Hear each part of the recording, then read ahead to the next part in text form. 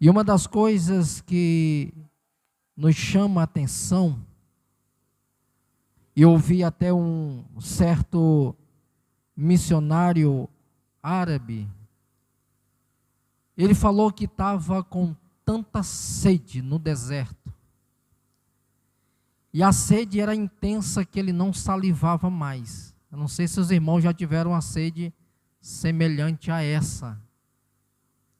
Ele disse que viu uma poça d'água no deserto, e ele correu para beber, e quando ele bebeu aquela água, que veio ao seu sentido, ele percebeu que não era água, era mijo de camelo.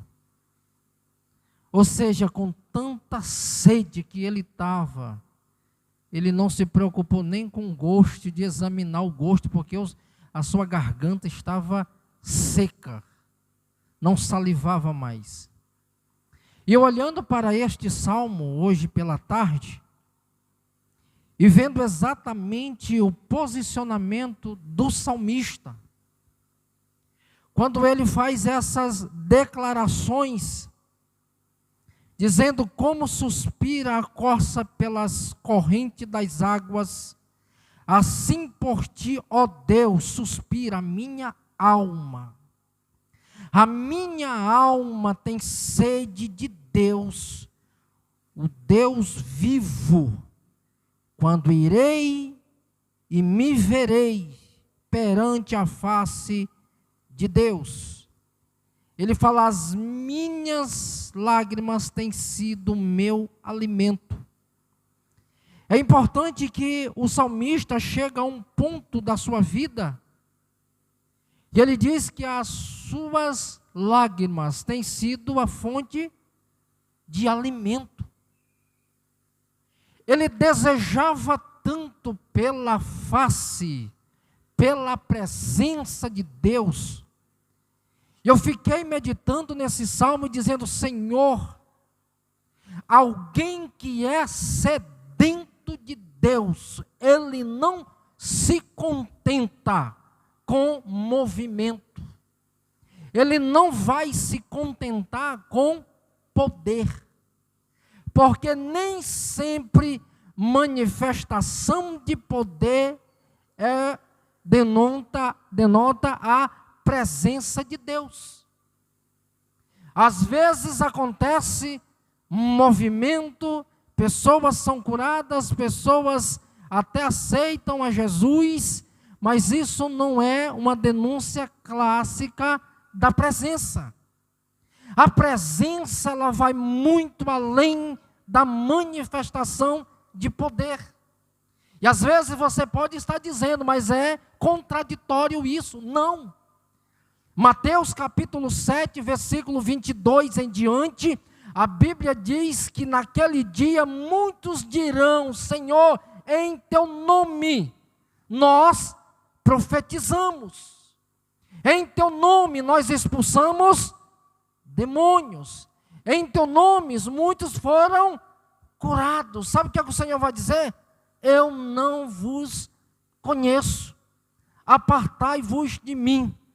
Quem tem sede da presença, e quando a presença de Deus é manifesta na vida do homem, Deus conhece esse homem. Deus o conhece. E o salmista, ele tinha esse entendimento, ele tinha sede da presença de Deus, que ele declara que a presença de Deus é melhor do que até mesmo os poderes ou poder. E uma das coisas que nós devemos nesses salmos é a necessidade que temos a cada dia da presença de Deus. Anseiamos, ela é mais importante. Observe o que diz o salmista no Salmo de número 27, o versículo de número 4. Ele diz assim: uma coisa peço ao Senhor e a buscarei, que eu possa morar na casa do Senhor todos os dias da minha vida, para completar a beleza do Senhor e meditar no seu santo templo. O salmista faz esta declaração, que o melhor lugar aonde se deve estar é na casa do Senhor. Uma coisa eu peço ao Senhor e eu a buscarei. Quem anseia pela presença de Deus, ele busca. Quem anseia pela presença de Deus, ele está disposto, irmãos, a buscar esta presença. Está na presença, na palavra, na oração, no jejum, na consagração, porque para aqueles que buscam a presença de Deus, é melhor a presença do Senhor. Ele não vai querer uma outra coisa, embora que até o próprio Deus, ele possa querer enviar até anjos, mas eles não vão aceitar. Eu me lembro de Êxodo capítulo 33, versículo de número 2. O Senhor disse assim: Moisés, eu não me irei mais com este povo, porque este povo é de dura cerviz. Eu vou enviar um anjo para ir no lugar do Senhor. Mas quando você chega no versículo 14 e 15, Moisés está dizendo assim: Senhor, não nos faça subir, se a tua presença não for conosco, não nos faça sair daqui. O que Moisés está dizendo? Que a presença de Deus, ela é insubstituível. Nenhum anjo vai substituir a presença de Deus. Nenhum movimento vai substituir a presença do Senhor. Melhor é a presença de Deus na nossa vida do que movimentos. E Moisés tinha plena certeza de que a presença de Deus, irmãos, o que ele poderia fazer e o que ele poderia promover era insubstituível. O anjo não viria e não iria substituir a presença de Deus. Aí eu estava me perguntando hoje à tarde: Senhor, nós como cristãos, nós temos que anseiar pela tua presença, assim como o salmista está declarando no Salmo de número 42, assim como a corça suspira pelas fontes das águas, pelas correntes das águas, ele diz assim: assim suspira a minha alma. Sei que todos aqui já ouviram falar do que a corça, porque que ela anseia pelas fontes das águas. Todos sabem porque para fugir de predadores, porque ela deixa um cheiro por onde passa. Então quando ela é perseguida, a carreira dela é chegar aonde tem água, porque a partir do momento que ela é imergida sobre as águas, o cheiro desaparece e os predadores, eles perdem o alvo, eles deixam de persegui-la, porque quem já morou no interior sabe que o cachorro, por exemplo, ele persegue uma caça pelo faro, pelo cheiro que ela deixa por onde passa. É por isso que muitos caçam à noite e o cachorro corre quilômetros e não barrou em nenhuma vara. Por quê? Porque ele vai pelo o cheiro que aquela caça deixa. É por isso que o salmista está dizendo aqui, como a corça, ela anseia pelas fontes das águas, ele diz assim, ele tem esse mesmo desejo pela presença de Deus. É algo, irmãos, que é muito importante observar isso. É algo que tem que nascer de nós. É algo que tem que brotar do nosso coração. É um desejo que tem que surgir da vida de todo cristão. Ter esse anseio, esse desejo pela presença de Deus. Porque a presença de Deus, ela é de fundamental importância na vida do cristão. Jamais, irmãos, teremos sucesso na nossa vida, jamais teremos vida espiritual sem a presença de Deus. Sem essa presença nós não vamos ter vida espiritual. E uma coisa importante é que a presença de Deus, ela vai se manifestar nas coisas mais simples. Em 1 Reis, capítulo 19, nós vamos observar que Elias estava escondido, com medo de ser morto por Jezabel e Acabe. Mas o texto de 1 Reis 19 nos mostra que veio um terremoto. E Elias esperou Deus no terremoto. E não aconteceu. Elias esperou o Senhor no fogo. Elias, ele era especial no fogo, porque é o profeta do fogo. Mas veio o fogo. E Deus não estava no fogo. Então veio a brisa. E o Senhor não estava na saraiva. Então no silêncio, quando tudo estava silêncio, passou o terremoto, passou a saraiva, passou a chuva, passou o fogo, e Elias esperou Deus se manifestar, e Deus não se manifestou. Então na brisa, no silêncio, Elias ouviu a voz do Senhor, e a voz do Senhor foi: Elias, o que tu estás fazendo aqui? E Elias, de repente, ele diz: Senhor, todos os profetas morreram, só eu fiquei.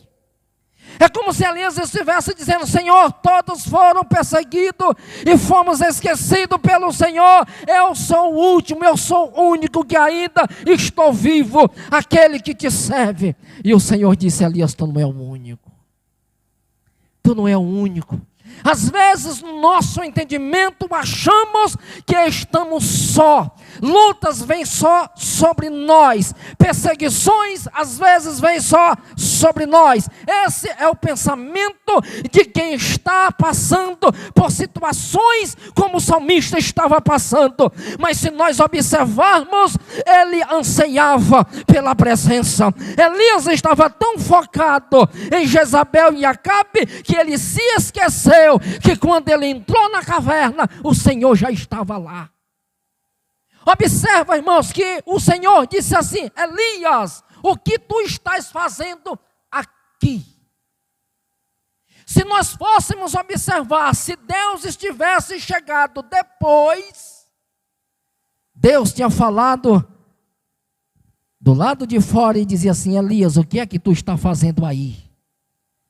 Mas ele disse: o que tu estás fazendo aqui, Elias? O Senhor está dizendo: Elias, antes mesmo que tu chegasse aqui, eu já estava.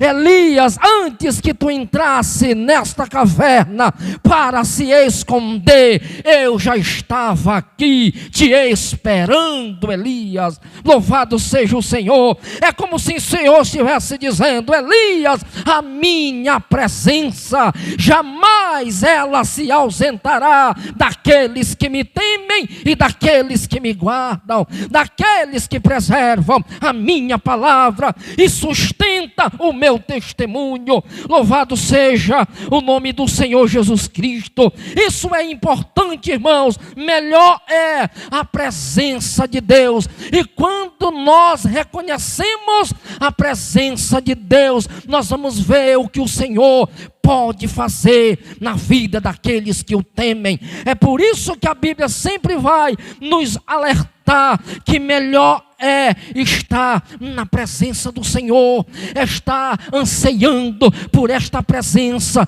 estar nesta busca, por esta presença do Senhor, para que Ele possa se manifestar nas nossas vidas. Eu estava conjecturando e lembrando, irmãos, que Saul, ele reinou 40 anos em Israel, e ele não buscou a arca da aliança, ele não se esforçou em oferecer a Deus um culto, ele reinou sem a presença.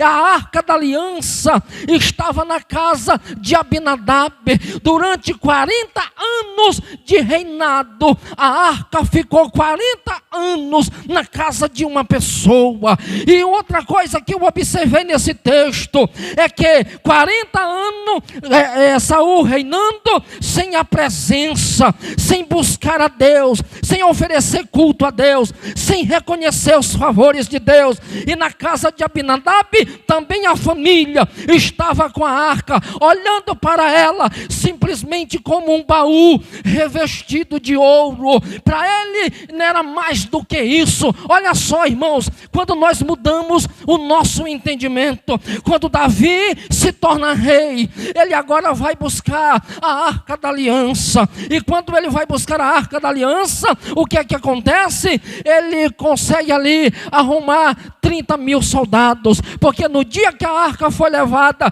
nos dias de Eli, foi 30 mil soldados que morreu. Agora Davi, ele reúne 30 mil soldados para buscar a arca e coloca num carro de boi. Mas a Bíblia diz que o carro de boi, ele balançou e a arca foi cair, Uzá tocou e morreu. Ou seja, Davi estava buscando a arca, mas também de forma errada. O que é que ele faz? Ele deixa a arca na casa de Obed. E a Bíblia nos diz que no período, e Obed é uma coisa interessante, ele não era judeu, ele era meio judeu. E a Bíblia diz que com 90 dias que a arca estava na casa de Obed, a sua esposa foi curada, os seus filhos foram transformados. Ele começou, irmãos, a enriquecer, a ponto de alguém chegar para Davi e dizer: Senhor, a arca só está com 90 dias na casa de Obed, mas ele já desfruta das bênçãos de Deus. A sua esposa foi curada, seus filhos foram transformados e ele está enriquecendo. Olha só, irmãos, quando nós entendemos que aquela arca, ela representa a presença de Deus, ele está presente. Quando ele está presente no ambiente, acontece o quê? Acontece milagre, acontece cura, acontece prosperidade, acontece renovação. O poder de Deus se manifesta agora com entendimento. E agora Abinadab, ele começa a desfrutar dessas maravilhas em apenas 90 dias, irmãos. E o outro que passou 40 anos, simplesmente olhando para uma arca como um baú, coberto de ouro.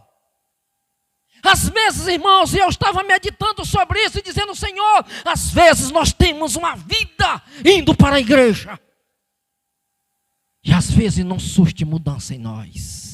Não porque Deus não queira fazer, mas qual é o entendimento que eu tenho a respeito desse Deus que transforma? Qual é o entendimento que eu tenho a respeito desse Deus que visita? Qual é a lição que eu tiro para a minha vida de um Deus que tem todo o poder de transformar, e eu estou na casa do pão, às vezes passando necessidade? Vocês estão lembrados da parábola do filho pródigo? O filho pródigo só reconheceu que na casa do pai tinha fartura com abundância quando ele estava lá no chiqueiro dos porcos. É uma reflexão. Deus me livre de julgar que alguém esteja vivendo assim, pelo amor de Deus. Essa é uma reflexão dos tesouros que desprezamos por causa da presença. Negligenciamos isso. E só deixamos para reconhecer que esse Deus pode fazer coisas extraordinárias no dia da escassez, enquanto nós podemos viver de glória em glória e de vitória em vitória. Eu não vou deixar de viver o melhor de Deus pela ausência de entendimento, pela minha falta de compromisso, pela minha disposição em buscar, pela minha indisposição até de me aproximar. Então, quando o filho pródigo estava ali, num tempo de escassez, faltando-lhe tudo, até mesmo o alimento, ele começa a fazer uma autorreflexão e ele diz assim: na casa do meu pai tem com abundância, até os seus empregados eles têm com fartura, e eu, filho, estou aqui passando necessidade. Ele faz uma avaliação da sua vida e diz: eu voltarei, irei para com o meu pai, e eu vou dizer para o meu pai. Ele ensaiou tudo direitinho, irmãos.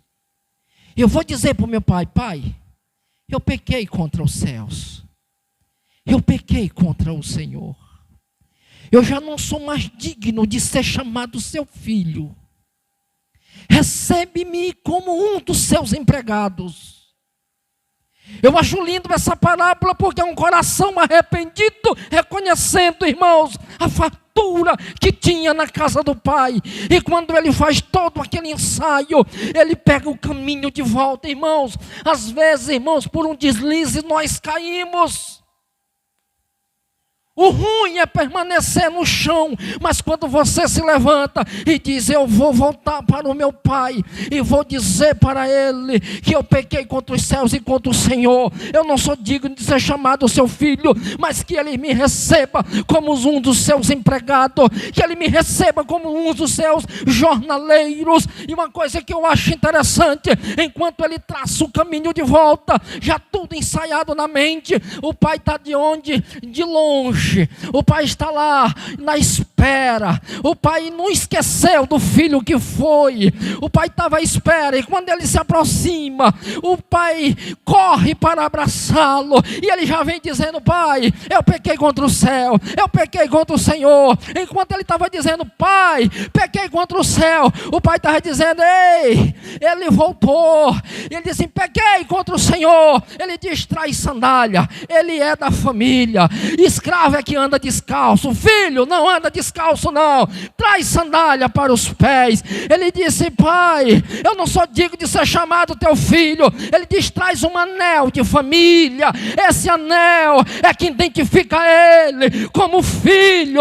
Insira ele novo na família. Traz um anel de família de novo. Ele disse: pai, eu pequei contra o Senhor. Ele diz: traz vestes novas para ele, porque agora ele vai ser inserido no seio da família. Louvado seja o Senhor. O que é isso, irmãos? Aí é uma simbologia, ali é uma parábola. O Senhor mostrando que Israel rejeitou o Senhor, mas Jesus estava disposto a abraçá-los novamente e perdoá-los, porque a presença de Deus é mais importante, irmãos. Que anseiamos por esta presença. E o contraponto dessa parábola é que aquele que ficou em casa, ele não sabia das riquezas que tinha, e ele poderia participar de tudo. O que estava lá fora tinha mais entendimento do que tinha na casa do pai do que aquele que estava nela. Porque o que estava lá fora estava dizendo: na casa do meu pai tem com fartura. E o que estava em casa está dizendo: eu trabalhei sempre com o Senhor, eu não desobedeci o Senhor, e o Senhor não me deu um cabrito para me comemorar com os meus amigos. O Senhor não me deu um cabrito para me celebrar com os meus amigos, para me festejar. O pai olha para o filho e disse: meu filho, quase como o pai tivesse quase decepcionado com ele, viu? Eu sou teu pai e tu não conhece o que eu tenho para você? Eu estou parafraseando. Meu filho, tudo que é meu é teu. Tudo que tem na casa do pai é seu. pai e mãe não individualizam as coisas, irmãos. Pai e mãe, ele nunca chega em casa e diz assim, isso aqui é meu. Né? O que é que ele diz?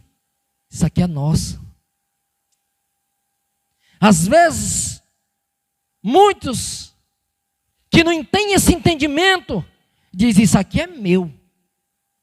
Mas pai e mãe dizem assim, isso aqui é nosso. Por quê? Porque a ideia de pai e de mãe é de família. Ideia de pai e mãe é de juntar, é nosso. Isso não é meu, é nosso, construir, conseguir para nós. Eu trouxe para nós, principalmente o esposo, tudo que consegue lá fora, ele diz, vou levar para casa. Por quê? Porque ele sabe que existem pessoas que precisam desfrutar do que ele provê. É nosso. É para a família. E o salmista, irmãos, está declarando, a minha alma tem sede de ti, louvado seja o Senhor. Eu vou encerrar Jeremias, capítulo de número 29. O que é que diz, irmãos? Por aqueles que querem algo de Deus, querem presença de Deus, e não apenas manifestação, sem poder, ou seja, sem presença. Ele diz assim, versículo de número 11, vai do 11 ao 13.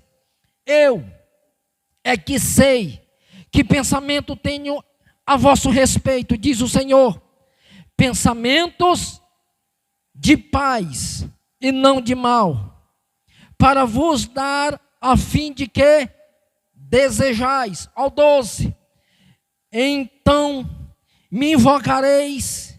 Olha só, irmãos, o que é que você tem pedido?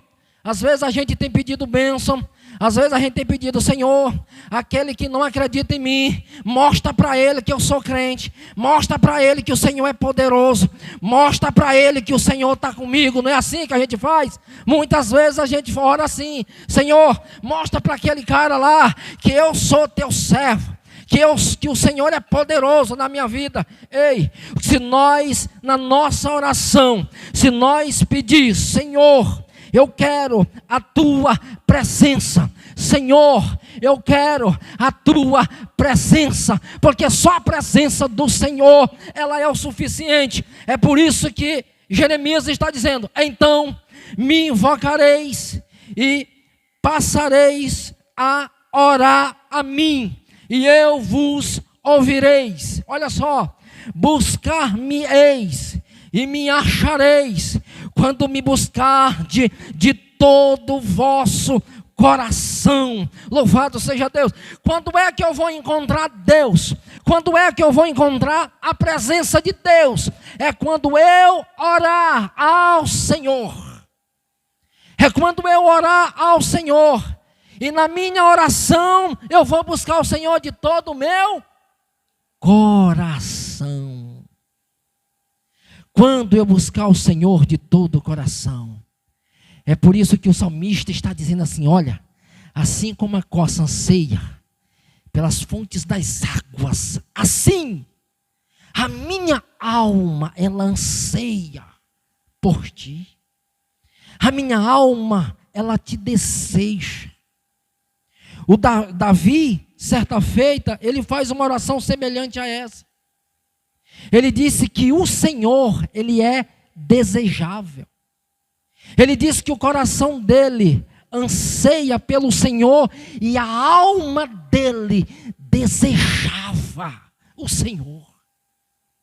A alma dele desejava o Senhor. Então você vai entender que alguém que tem essas experiências com Deus, ele não precisa provar para os outros quem ele é. Ele não precisa provar. Deus se encarrega de cuidar dele. Deus é quem sustenta. Deus é que dá graça. E ele fala aqui no verso 13: buscar-me-eis e me achareis, quando me buscardes de todo o vosso coração. E quando buscar o Senhor de todo o coração, Ele vai o quê? Sereis achado de vós, diz o Senhor. Farei mudar a vossa sorte, congregai-vos, ei, de todas as nações e de todos os lugares, para onde vos lancei, diz o Senhor, tomarei a trazer-vos o lugar de onde vos mandei para o exílio. Ou seja, então, aqui é o que? Ele está mostrando o que ele pode fazer na vida daqueles que o buscam e lançam fora aqueles que deixam de buscar. Melhor é anseiar pela presença. Eu quero a presença. Eu busco a presença. Estou disposto a cada dia, como salmista, anseiar pela presença do Senhor. Porque quando eu busco essa presença, eu tenho o entendimento de que o Senhor, Ele vai cuidar de mim. Na palavra, na oração, no jejum, na consagração. Irmãos, tira um tempo. Eu vi um pastor falando a esse respeito, ele disse: irmãos, nós estamos vivendo em um tempo tão corrido que a nossa geração, ele foi longe, viu, irmãos? A nossa geração não tem essa mesma sede de Deus. Ela não tem essa mesma sede, essa determinação pela presença. Porque ele diz o seguinte: as pessoas, elas estão se conformando em ir à igreja, em assistir um culto, em ouvir a palavra, mas elas não estão aptas a dar um salto para uma experiência pessoal, para viver algo novo, para aprofundar o seu relacionamento. Se acostumaram a viver desta forma, e os cultos, ele diz, até são animados, mas falta presença. Falta presença. Falta o estreitar. Falta essa disposição de buscar esse Deus de perto. O que ele está falando, irmãos, não é rejeitando o que fazemos, mas é que nós sejamos ousados. Ousados a viver coisas novas. Ousados, irmãos, a sentir como Jó, ele fez no capítulo 42. O que foi que Jó falou no capítulo 42? Eu vejo que o capítulo 42 de Jó é o capítulo da maturidade de Jó. Porque Jó, ele faz uma declaração, ele diz: eu te conhecia só de ouvir falar. Ou seja, eu te conhecia só pelas tuas manifestações, só pelo teu poder, mas eu não te conhecia da presença. Ele diz: eu te conhecia só de ouvir falar, mas agora os meus olhos, eles te veem. Quando é que nós declaramos: Senhor, os meus olhos te veem? De uma experiência que você teve com Deus. Foi você e Deus. Não foi ninguém não. Não foi ninguém que te contou: ah, falar de milagres na vida dos outros é bom. Agora, quando eu sou o milagre, eu passo isso com mais segurança, porque eu vivenciei o processo. Eu vivi cada etapa de vida, experimentando. Então, a presença é melhor do que simplesmente manifestação sem presença. E vocês podem ler o Salmo todinho, viu, irmãos? Antes de dormir. E pode ler Mateus 7, a partir do 22. Que aqueles que viram muito poder foram rejeitados. Porque algo que foi manifesto simplesmente em honra à palavra. É a palavra que está sendo pregada, em honra à palavra, Deus curou. Em honra à palavra, Ele salvou. Em honra à palavra, Ele batizou. Mas ele não conhecia de vivência, de experiência, de renúncia, o ministrador. Ele diz: apartai-vos de mim, eu não conheço vocês. É como se como o Senhor estivesse dizendo assim: eu nem sei nem quem vocês são. Quando o Senhor está dizendo isso, irmão, Ele está falando de obras, de experiência. Eu não conheço vocês.